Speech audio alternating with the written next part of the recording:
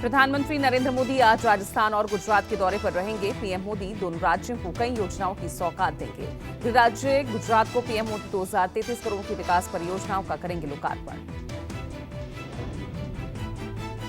PM Modi दौरे के पहले पड़ाव पर राजस्थान के सीकर पहुंचेंगे। सीकर से पीएम मोदी प्रधानमंत्री किसान निधि की 4वीं किश्त जारी करेंगे। 8.5 करोड़ किसानों के खातों में ट्रांसफर करेंगे 1000 करोड़। केंद्रीय गृह मंत्री अमित शाह आज मेरा गांव मेरी धरोहर अभियान की शुरुआत करेंगे। अभियान के तहत देश के 6.5 लाख गांवों को एक डिजिटल प्लेटफॉर्म पर जोड़ने की पहल की गई है। इलाहाबाद हाई कोर्ट में ज्ञानवापी परिसर सर्वे के खिलाफ दायर याचिका पर आज भी होगी सुनवाई। बुधवार को हुई सुनवाई के दौरान हाई कोर्ट ने परिसर के सर्वे पर गुरुवार यानी आज शाम तक के लिए रोक लगा दी थी। सुप्रीम कोर्ट में प्रवर्तन निदेशालय के निदेशक संजय मिश्रा का कार्यकाल बढ़ाने को लेकर केंद्र की याचिका पर सुनवाई। सुप्रीम कोर्ट तीसरी बार ईडी प्रमुख को सेवा विस्तार दिए जाने को अवैध ठहराते हुए 31 जुलाई तक पद छोड़ने के लिए कहा है। लोकसभा में मोदी सरकार के खिलाफ विपक्ष के लाए गए अविश्वास प्रस्ताव को स्पीकर ने मंजूर कर लिया है। आज विपक्षी दलों के साथ स्पीकर की अहम बैठक। प्रधानमंत्री अगले 2 दिनों के लिए राजधानी दिल्ली से बाहर रहेंगे, लिहाजा विपक्ष के अविश्वास प्रस्ताव पर संभवतः अगले हफ्ते ही चर्चा शुरू होगी। कांग्रेस सांसद गौरव गोगोई ने मणिपुर मामले को लेकर अविश्वास प्रस्ताव पेश किया। कांग्रेस अध्यक्ष और राज्यसभा में नेता प्रतिपक्ष मल्लिकार्जुन खड़गे की आगे की रणनीतियों को लेकर विपक्षी नेताओं के साथ बैठक। आज विपक्षी दलों के सांसद काले कपड़े पहनकर करेंगे प्रदर्शन। राज्यसभा में कांग्रेस के चीफ व्हिप जयराम रमेश ने पार्टी सांसदों को व्हिप जारी कर आज सदन में रहने के लिए कहा। पार्टी आज राज्यसभा में किसी अहम मुद्दे को उठाने वाली है। कांग्रेस नेता मनीष तिवारी ने कहा कि मोदी सरकार के खिलाफ अविश्वास प्रस्ताव सिर्फ कांग्रेस नहीं बल्कि इंडिया के घटक दलों ने सामूहिक तौर पर लाए हैं।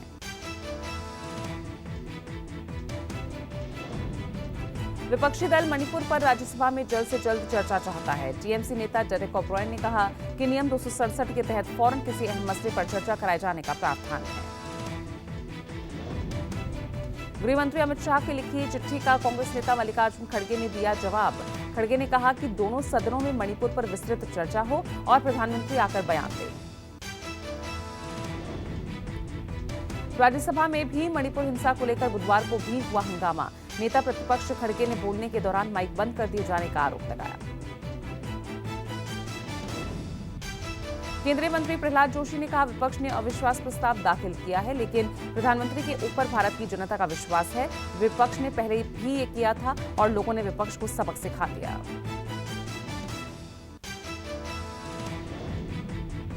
हमारे पास इतना नंबर है कि हम नो कॉन्फिडेंस मोशन मूव कर सकते हैं। नहीं, वो तो लास्ट टर्म में भी किया था और लोग उनको जो कुछ भी सबक सिखाने था वो सिखा दिया है। और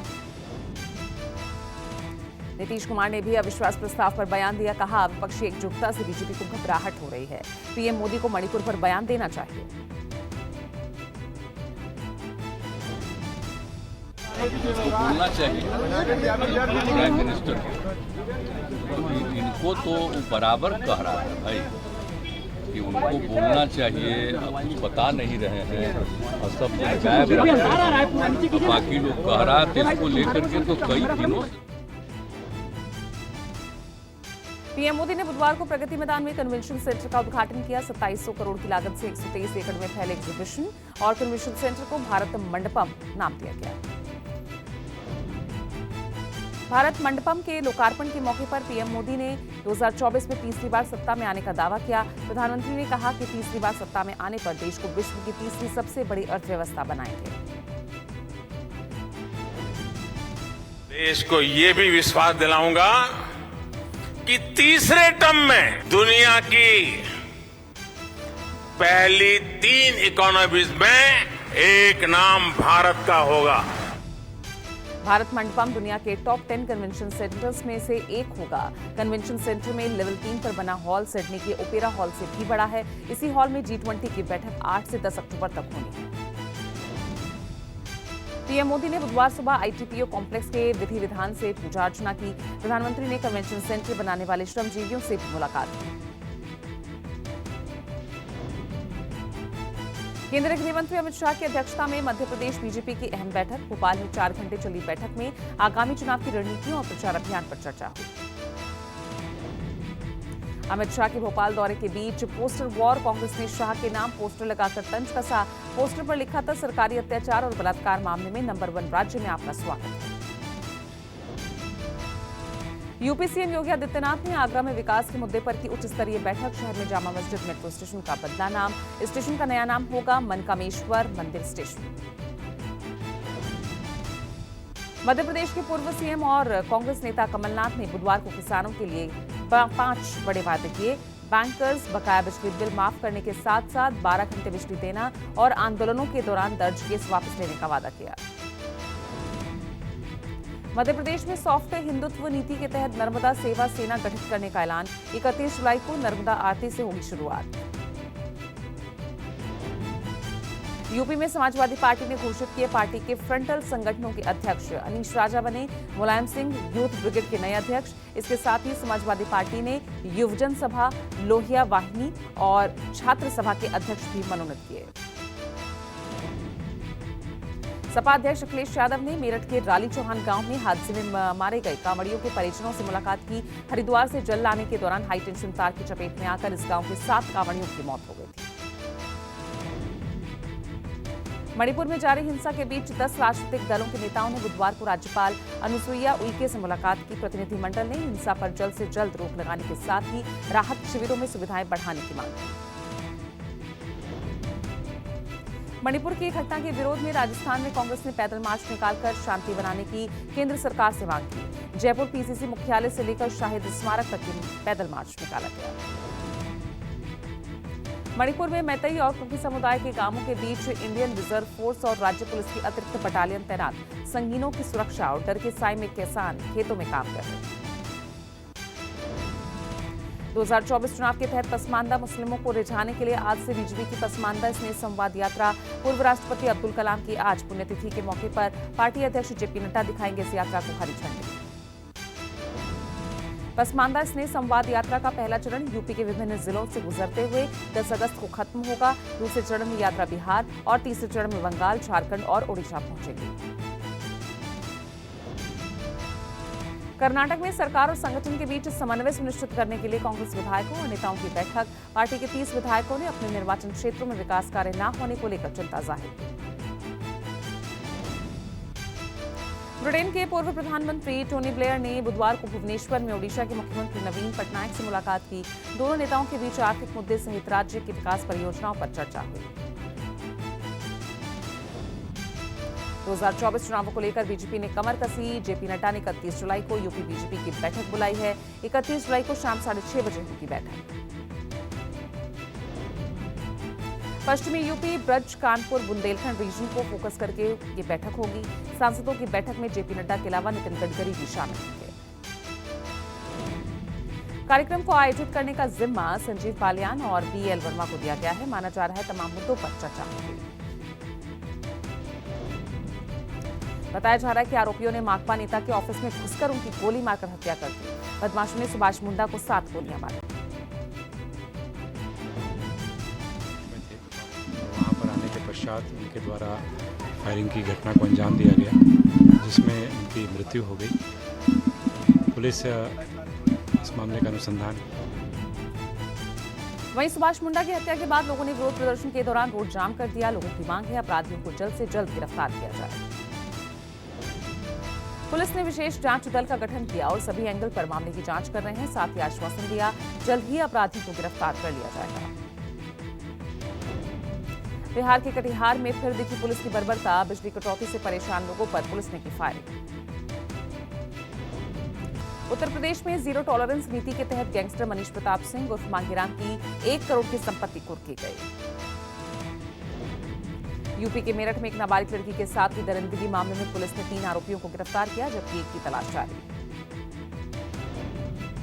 असम के गोलाघाट जिले में ट्रिपल मर्डर केस में सीएम बिस्वा शर्मा ने दावा किया घटना लव जिहाद का परिणाम। सीएम शर्मा ने कहा दोषी के खिलाफ मुकदमे चलाने के लिए 15 दिन के अंदर दाखिल की जाएगी चार्जशीट। दिल्ली में पुलिस ने ड्रग्स सिंडिकेट का भंडाफोड़ किया है। ड्रग्स की सप्लाई करने के आरोप में एक दुकानदार और किसान गिरफ्तार। कश्मीर के कुलगाम में पुलिस ने आतंकवादी भर्ती मॉड्यूल का भांडाफोड़ किया। पीएचडी स्कॉलर सहित 3 लोग गिरफ्तार। मौसम विभाग ने पूरे भारत में जारी बारिश को लेकर चेतावनी भी दी है। अगले 2 दिन तक कोंकण, गोवा, मध्य महाराष्ट्र, कर्नाटक, आंध्र प्रदेश, ओडिशा और तेलंगाना में भारी बारिश का अलर्ट। हिमाचल, उत्तराखंड, उत्तरी हरियाणा, चंडीगढ़, पश्चिमी उत्तर प्रदेश में अगले 3 दिनों में अलग अलग स्थानों पर भारी बारिश की संभावना। पूर्वी उत्तर प्रदेश में शुक्रवार से रविवार तक बारिश हो सकती है। राजस्थान और जम्मू कश्मीर में शुक्रवार तक बारिश होने के आसार।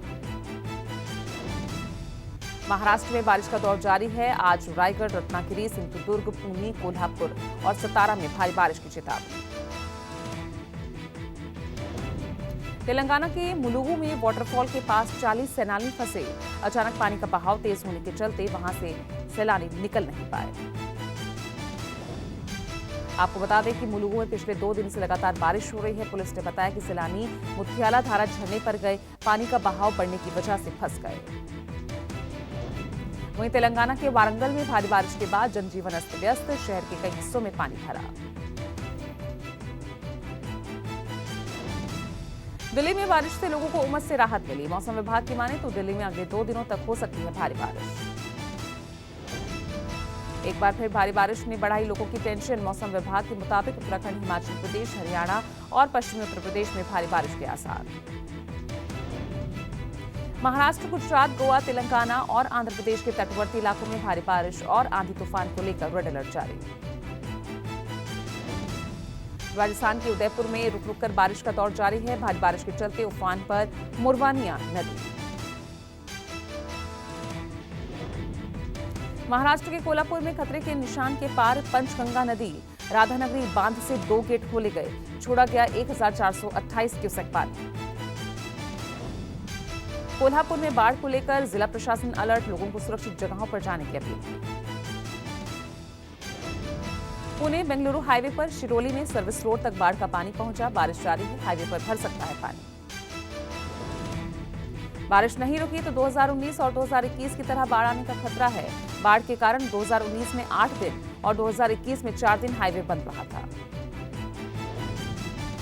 देश ने बुधवार को 24वां कारगिल विजय दिवस मनाया। द्रास में कारगिल वॉर मेमोरियल पर रक्षा मंत्री राजनाथ सिंह ने शहीदों को श्रद्धांजलि दी। कारगिल विजय दिवस पर 4 MiG-29 विमानों ने द्रास में कारगिल युद्ध स्मारक के ऊपर उड़ान भरी और 1999 के कारगिल युद्ध में शहीद हुए जवानों को हवा से पुष्प वर्षा कर श्रद्धांजलि दी।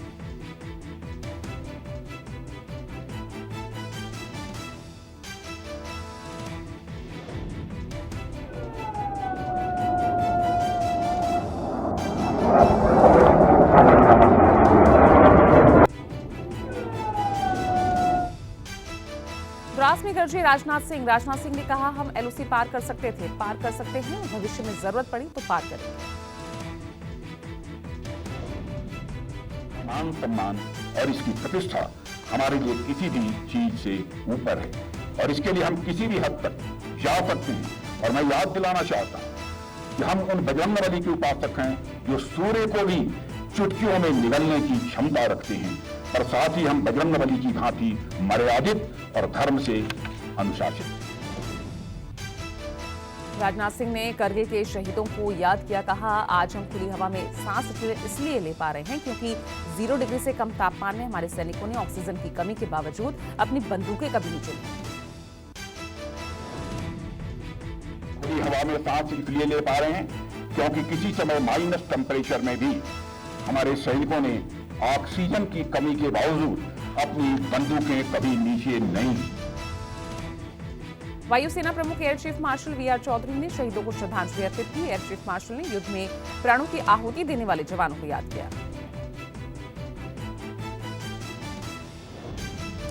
नौसेना प्रमुख एडमिरल R हरि कुमार और जनरल मनोज पांडे ने करगिल विजय दिवस के मौके पर शहीदों को याद किया। वॉर मेमोरियल पहुंचकर शहीदों को पुष्पांजलि अर्पित की।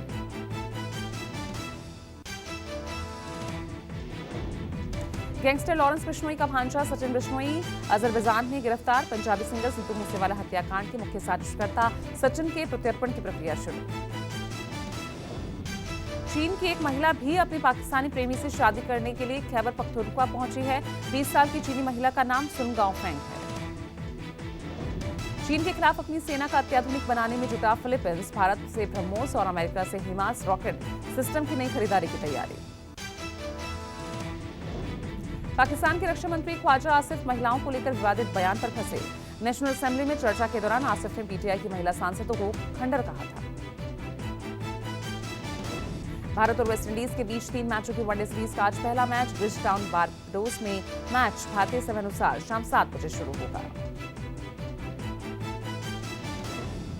वेस्टइंडीज के खिलाफ पहले वनडे में कप्तान रोहित शर्मा और विराट कोहली की नजर अनोखे रिकॉर्ड पर। दोनों दिग्गज 5000 रन की साझेदारी से मात्र 2 रन दूर हैं। श्रीलंका के खिलाफ कोलंबो टेस्ट में पाकिस्तानी खिलाड़ी अब्दुल्ला शफीक का शानदार दोहरा शतक। 201 रन बनाने वाले शफीक विराट कोहली के बड़े मुरीद। इंग्लैंड ने ऑस्ट्रेलिया के खिलाफ 5वें टेस्ट के लिए टीम का ऐलान किया। तेज गेंदबाज जेम्स एंडरसन को अंतिम 11 मिनट की वापसी हुई।